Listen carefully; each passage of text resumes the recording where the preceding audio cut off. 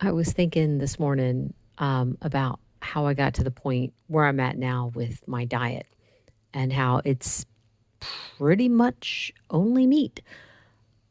I don't think I ever intended to fully get to this point because I love vegetables. I always have. But it's funny looking back over the past 5 years to see where I started dropping certain vegetables. Um, it was my first year in when I took a carnivore challenge. And by carnivore, I mean I was including dairy and I would have spices here and there too. So for me, it was, I guess, loose carnivore. I don't even know the term. I don't really care. Um, let's just say it was my version of carnivore. So that meant no vegetables. Now, that was kind of annoying because um, when I was doing it, I was like, oh, this is easy. And then I'm like, yeah, but I could really go for some nuts. And I wasn't even like eating nuts before that because I've got an issue sometimes with certain nuts. It's like they, I can't control myself and I get a stomach ache and blah, blah, blah. So anyway, um, by the time I got to the end of that month though, and I was like, okay, I'm ready to add vegetables back in because I miss vegetables. And I had like broccoli and oh my word, all night long, I'm burping the broccoli. And I'm like, you know what? I really didn't miss this. And it's not like it's like, I know there's some people who are like, well, you didn't have it for a month and your body wasn't used to it. Like, no, no, no. That was how it was before. It was always like that. I always had indigestion from vegetables. Sometimes it was no big deal. Other times it was hours of burping the flavor. And I'm sorry, that just feels so unladylike to say, but that's how it was. So that was the beginning. That was when I first started dropping things. So pretty much right after that, it was broccoli, cauliflower, and Brussels sprouts that were out. The following summer, I think it was following summer. Maybe it was another year after that. But cucumbers had to go because cucumbers always in the past. I mean, I could have them for lunch as part of like a salad and I'd still be burping them when I went to bed. How in the world was that possible? There was something in them. There's some kind of compound that was making that happen. So, not just cucumbers though. I realized like after I started doing some research that it's everything in the squash family that was giving me problems. So, before I started this diet, I used to make these pumpkin muffins and they were like a laxative for me. That was just what they did to my system. My system couldn't handle them and they got rid of them right away. So, watermelon was a similar effect as cucumber, same kind of thing where I'd be burping it all day. Not only that, but also laxative. So then I was thinking about like zucchini, and I always liked zucchini. I thought it was pretty good. But my hands, if I peeled zucchini, my hands would turn brown from the liquid touching my skin. And over the next few days, my hands would peel. And I was like, it took me a while before I thought about this. I'm like, if that's what it's doing to the outside of me, what is it doing to the inside of me? So out goes that group of vegetables. Carrots, I always loved carrots, even though they also caused me digestive problems, not burping, but I would get horrifying cramps from them. I remember the one day I had eaten like a bunch of baby carrots and I was doubled over in the kitchen because the cramps were so bad.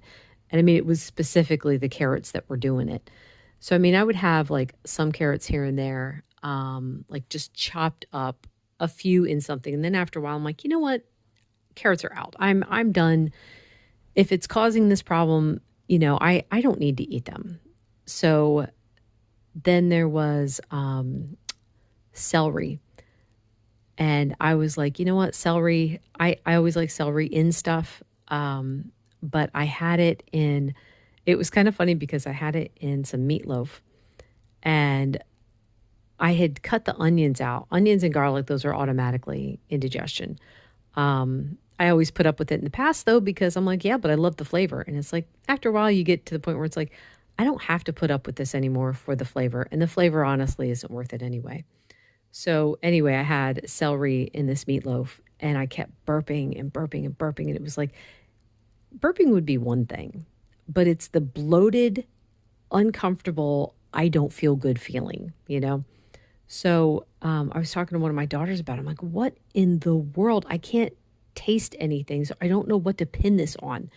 And she's like, maybe it's the celery. And I'm like, huh. So the next day I had meatloaf again, and I picked out all the celery before I heated it up, which was not easy, but I did. I picked it all out, and I didn't have any indigestion from it. And I'm like, okay, all right, that's very interesting. So this was like last year. I had come to the point where I was like basically only tomatoes and cabbage. The cabbage I could only have if it was like our homemade vinegar based coleslaw. Now, if I cooked the cabbage, I would get indigestion. But if I had it in the coleslaw, I don't know if it's maybe because it's like sitting in the vinegar and it's breaking it down some. I didn't have any problems with the cabbage like that. So, I could have peppers too. I thought that that was pretty safe. But then I had this idea that maybe my psoriasis was caused by the nightshades, which is the tomatoes and peppers. So I decided to cut those for a while and see what happened. And I cut them for about 100 days. I couldn't tell. Like I was like, is it the change of seasons, or what's going on? I didn't see enough of an improvement after like the 3-ish months. And so I brought the tomatoes back. And what happened was around month 4 and 5, I was having tomatoes, but my skin was like, it was fantastic. No more skin burning. And I was like, oh, wow, this is great. Didn't link it back to the tomatoes because I had brought them back. I thought that this good skin was just from, maybe change in seasons. I don't know. I was starting to use tallow on my skin. I'm like, maybe that's it. Who knows? But then it came back with a vengeance, the psoriasis. And it was like it looked like I had burns on my arms. So I was like, okay, no, yeah, that was definitely the nightshades. Let me cut them out again.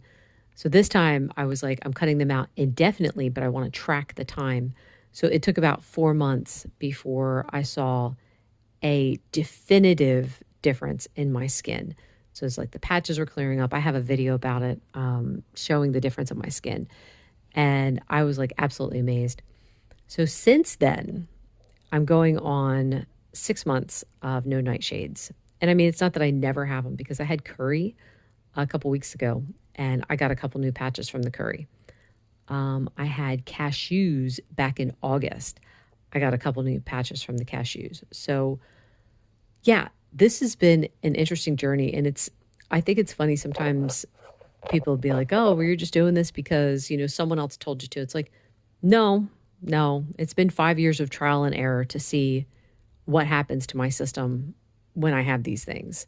I leave them out if I try to bring them back. And I have done that with the vegetables too. I've had the foods here and there, even like when I cut out broccoli and cauliflower back then, I've had them since, and it's the same exact problem. So I can't bring them back. I'm hoping eventually my skin would like all heal and then suddenly maybe I could have tomatoes again. I'm not counting on it. I want to get to the point where my skin is completely healed before I try anything. Yeah, it's funny because like even that bit of curry that I had it 2 days in a row. So I had 2 servings and my arms started burning. It took a week, but then my arms started burning. And I know that's how long it takes. It takes at least a week for it to start affecting my skin. But anyway, the whole point of this was it's like you have to do what's best for you, right? You have to decide what you add, what you subtract, what works best. And, don't listen to the naysayers who are like, oh, you're just doing this because someone told you to. It's like, no, experiment on your own and figure it out for yourself and document the journey so that and you can, if you have to talk about it, you can describe what the journey has been like. I think it's interesting too. There's some people who feel like it's a very nutrient deficient diet. And it's like, not from what I've seen. I feel good. I can't fix my thalassemia. Having nearly all meat definitely helps. I say nearly, because I keep thinking dairy. I'm still having dairy. But yeah, it's like having the amount of meat is definitely a boost to the thalassemia, but I can't fix it. So if the thalassemia were out of the way, I feel like I'd be unstoppable. So maybe God allows me to have thalassemia to slow me down a little bit. Anyway, that is all for today. Thank you so much for listening. Bye.